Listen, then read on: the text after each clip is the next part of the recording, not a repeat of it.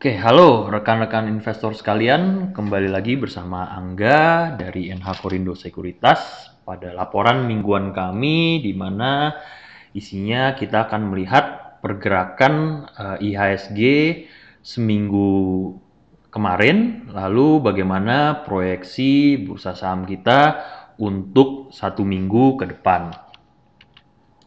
Oke, kita mulai aja dari ngeliat grafik IHSG secara mingguan. Oke, tentu saja minggu lalu itu hanya ada 2 hari bursa ya. Jadi secara volume terlihat memang cukup kecil, jauh lebih kecil dibandingkan minggu biasanya. Dan ini sebenarnya IHSG sempat menguji level 5.300, tapi cukup kurang kuat ya, sehingga ditutup di level 5.247. Jadi ini kita melihat level 5.300 ini, atau tepatnya 5.340 ini level yang cukup resisten yang cukup kuat ya untuk IHSG, karena selain satu sudah pernah diuji, kedua nih kita lihat ada Bollinger Band atas ya di sini, di bibir bagian atas Bollinger Band. Satu lagi ya mungkin sekitar 5.300 itu juga level angka psikologi ya. Sedangkan di supportnya kita masih tetap IHSG support mingguan kita ada di 5.100 untuk support kuatnya.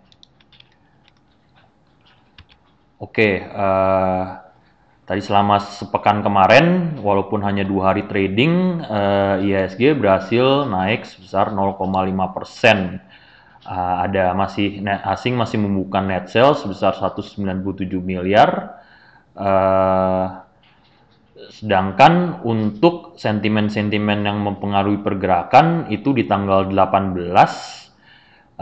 ada rilis data neraca perdagangan untuk bulan Juli 2020 di mana posisinya surplus sebesar 3,26 miliar. Jadi cukup besar ya, naik dari posisi bulan sebelumnya. Lalu untuk tanggal 19 Agustus itu ada hasil rapat Dewan Gubernur Bank Indonesia yang salah satu isinya adalah mempertahankan suku bunga BI 7-day report rate di level 4%. Jadi tidak banyak berpengaruh, dan di hari itu IHSG malah terkoreksi 0,42%. Tapi secara mingguan tadi tetap naik 0,5% ya, kita ingat. Oke, untuk sektoral, pergerakan sektoralnya ini ada 4 sektor yang naik kurang lebih 1% ya. Apa aja? Keempat sektor itu ada sektor keuangan, lalu pertambangan, properti dan konstruksi, serta perdagangan. Dan untuk sektor yang mengalami pelemahan, ini ada dari aneka industri yang melemah 0,9%. Lalu juga ada sektor infrastruktur yang terkoreksi sebesar 0,7%. Oke, kalau dari saham-saham apa yang paling banyak ditransaksikan oleh asing, dari yang mengalami beli bersih terbesar ada BBRI. Sangat luar biasa nih, dalam 2 hari mencatatkan pembelian bersih asing sebesar 653 miliar. Lalu untuk yang saham yang masih dilepas, masih ini konsisten ya dalam 2 bulan terakhir. Telkom yang mengalami jual bersih asing sebesar 250 miliar. Lalu diikuti ada 2 saham perbankan besar ya, big cap ya, BBNI dan BBCA.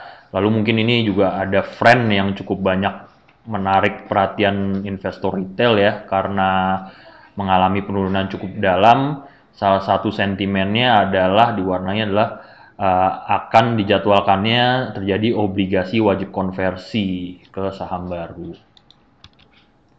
Oke, untuk preview pekan ini ya, kita melihat yang mungkin menarik ada di sektor konstruksi dan sektor industri dasar, terutama semen. Salah satu penyebabnya adalah dalam RAPBN 2021 yang telah diumumkan, ini Kementerian PUPR mendapatkan alokasi sebesar 149 triliun atau naik hampir 2 kali lipat dari proyeksi 2020. Jadi kita ngelihat ini sentimen yang cukup baik ya untuk konstruksi ke depannya. Lalu kita juga ngelihat ini ada di relative rotation graph, ini grafik sektoral ya, rotasi grafik sektoral. Ini kita lihat ini sektor properti konstruksi sama basic industry yang salah satunya adalah semen, ini mulai menuju ke area improving. Jadi kita cukup menyarankan agar investor dapat mencermati saham-saham konstruksi BUMN ya, antara lain Wika dan PTPP, lalu dari semennya SMGR dan INTP. Oke, untuk jadwal kalender aksi korporasi ini cukup banyak ya untuk minggu depan. Mungkin ini juga dari rollover karena minggu kemarin hanya terdapat 2.000 bursa, jadi banyak yang dialihkan ke minggu ini ya. Tapi dari sekian banyak ini mungkin yang bisa diperhatikan ada Tekim dan INKP ya. Ini dua bersaudara dari grup Sinarmas yang akan melaksanakan RUPS di tanggal 25. Lalu mungkin di tanggal 27 ada Sido ya, Sido muncul. Lalu untuk tanggal 28 Agustus yang bisa diperhatikan mungkin adalah GGRM. Ini saham yang memang mungkin secara nominal sangat mahal ya harganya ya, di kisaran 50 ribuan, tapi biasanya dia akan membagikan dividen cukup rutin dan itu akan berkisar yieldnya di sekitar 5% kalau tidak ada perubahan dari tren tahun-tahun sebelumnya. Oke, segitu aja untuk preview dan review IHSG minggu lalu dan minggu ini. Terima kasih dan selamat berinvestasi.